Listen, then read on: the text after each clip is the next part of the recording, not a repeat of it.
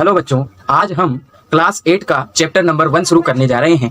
Chapter number 1 में जो हमारे 2025 के सिलेबस है उसके हिसाब से हम देखें तो सिर्फ हमारे पास प्रश्नावली 1.1 है और उसमें भी केवल 2 सवाल हैं।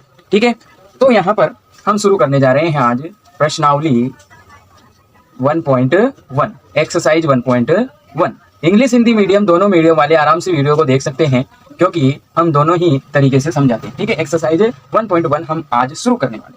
तो पहला क्वेश्चन हमारे पास सीधा सा है कि निम्नलिखित प्रत्येक में गुणन के अंतर्गत उपयोग किए गए गुणधर्म यानी गुण का नाम लिखिए। हमें जो पहला सवाल है हमारे पास क्वेश्चन नंबर फर्स्ट, अगर पुरानी एनसीईआरटी के हिसाब से हम देखें, पुराने सिलेबस के हिसाब से हम देखें तो ये क्वेश्चन नंबर हमारे पास 5 मिलेगा। आपको क्वेश्चन नंबर 5 मिलेगा पुरानी वाली किताब में। और अगर नई वाली 2025 की जो किताब लाओगे उसमें आप फर्स्ट क्वेश्चन ये देख पाओगे कि हमें गुणधर्म का नाम बताना है।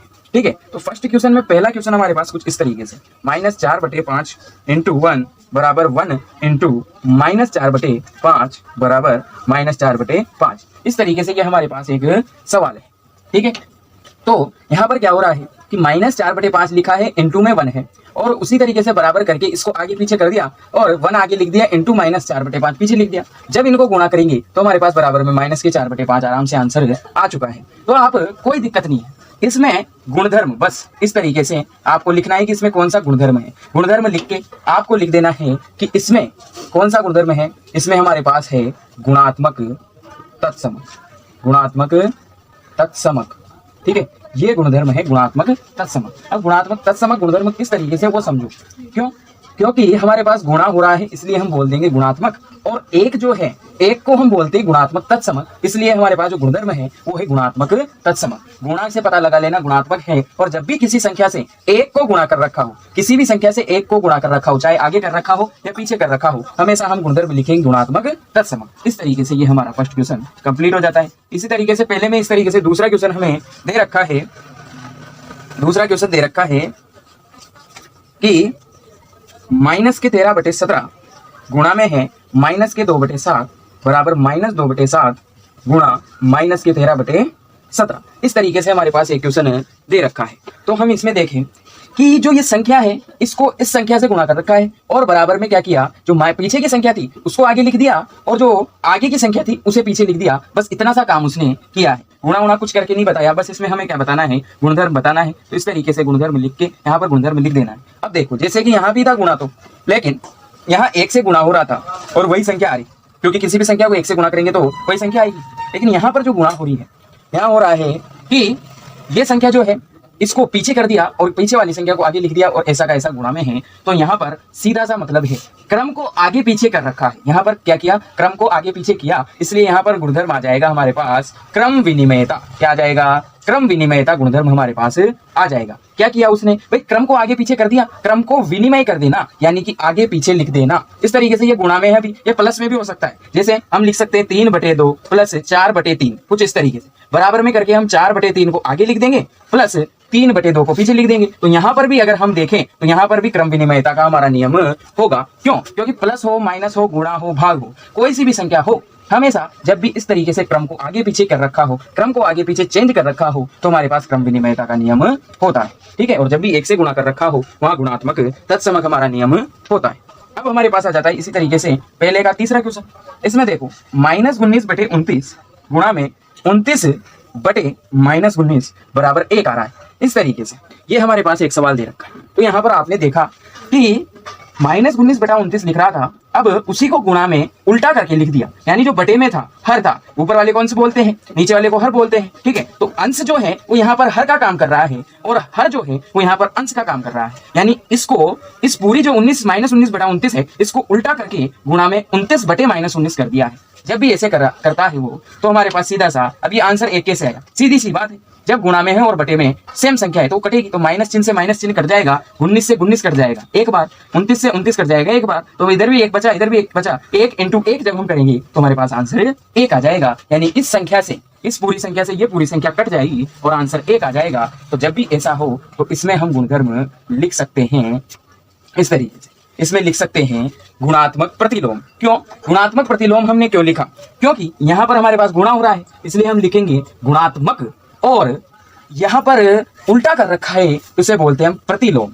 प्रतिलोम का मतलब होता है उल्टा, प्रतिलोम यानी उल्टा, प्रतिलोम का मतलब आप लिख सकते हो उल्टा, ठीक है। तो वहां पर नहीं लिखना है, वहां पर तो ये याद करना है आपको कि जब भी किसी संख्या को उसी संख्या से उल्टा करके गुणा कर दिया जाए तो गुणात्मक प्रतिलोम बोलेंगे। और यदि यहाँ पर गुणा की जगह वो अगर प्लस लगा देता तो आंसर एक तो नहीं आता, लेकिन प्लस लगाने पर यहाँ पर हम बोलते योज्य प्रतिलोम। क्या बोलते? योज्य प्रतिलोम, क्योंकि योग हो रहा है, योग को हम योज्य बोलेंगे, ठीक है, और गुणात्मक को गुणात्मक बोलेंगे। इस तरीके से हमारे पहले क्वेश्चन के तीनों क्वेश्चन हमारे पास हो जाते हैं, ठीक है। इसी के साथ हमारा जो दूसरा क्वेश्चन है वो भी हम कर लेते हैं, ठीक है। आप साथ के साथ इन क्वेश्चनों को लिखा करो, ठीक है। और कुछ चीज समझ में ना आए तो दोबारा वीडियो को देख लिया करो, बढ़िया तरीके से समझ में आ जाएगा, ठीक है। अब दूसरे क्वेश्चन जो पुरानी किताब है उसमें ये क्वेश्चन आपको 7वां क्वेश्चन मिलेगा, देख ले, ठीक है। जो नई किताब है, नई एनसीईआरटी है 2025 की, उसमें तो क्वेश्चन नंबर 2 ही मिलेगा, प्रश्नावली सिर्फ 1.1 मिलेगी, लेकिन उसमें प्रश्नावली और भी मिल सकती है, लेकिन वो सब हट चुकी है और केवल हमारे पास प्रश्नावली 1.1 है। इसलिए हम 2025 के नए सिलेबस के हिसाब से पढ़ रहे हैं, तो हमारे पास पुरानी में हमारे क्वेश्चन नंबर 7 मिलेगा, ये आप देख सकते हैं। तो दूसरा क्वेश्चन हमारे कह रहा है कि बताइए कौन से गुणधर्म यानी कौन से गुण की सहायता से आप ये जो लिख रहा है 1/3 गुणा 6 × 4/3 को इसको किसके रूप में 1/3 गुणा 6 गुणा 4/3 के रूप में अभिकलन करेंगे, यानी इसको इस रूप में कैसे बदलेंगे। ये और ये दोनों बराबर होंगे, आगे समझ में बात कि ये और ये दोनों आपके पास बराबर होंगे, क्योंकि इधर भी देख लो वही सेम क्वेश्चन है, देख लो वही सेम क्वेश्चन है। तो इसको आपको इसमें किस तरीके से आप अभिकलन करोगे, यानी किस तरीके से बदलोगे, किस गुणधर्म की सहायता से बदलोगे। तो मैंने सीधी सी बात है, ये हमारे पास एक नया गुणधर्म आ जाता है, ठीक है। इस गुणधर्म का क्या नाम है, पहले इस चीज को समझो कि ये क्या है। देखो वही चीज हमारे पास है कि 1/3 लिख रहा है गुणा 6 गुणा 1 4/3, उसी तरीके से इधर 1/3 गुणा 6 गुणा 4/3 हमारे पास लिख रहा है, वो का वही पूरा सवाल है। बस अंतर क्या है, अंतर इतना सा है कि पहले कोष्टक हमारे पास यहाँ पर लग रहा था 6 गुणा 4/3 के कोष्टक लग रहा था, अब कोष्टक जो है वो 1/3 गुणा 6 के लग रहा है, बस इतना सा अंतर हमारे पास है, ठीक है। तो इसका ऐसे आप इसको एक उदाहरण से मैं समझाता हूँ, इसको आप ऐसे समझ सकते हो कि जैसे कि पहले 6 और 4/3 ये दोनों दोस्त थे, तो ये दोनों दोस्त एक ही कमरे में रहते थे और इसे 1/3 को बाहर निकाल देते, इस तरीके से समझो।